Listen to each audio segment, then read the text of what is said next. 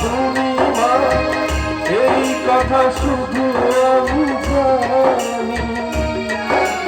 তোমায় ছেড়ে কোথায় যাব, তোমায় ছেড়ে কোথায় যাব, তোমরাই আমার প্রাণের ঠাকুর, তোমরাই আমার প্রাণের ঠাকুর, তোমরাই আমার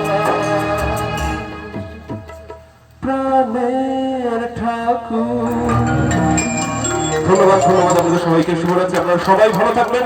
মা মঙ্গল চণ্ডীর কৃপায় আপনারা সবাই সপরিবারে সমাধানে ভালো থাকবেন।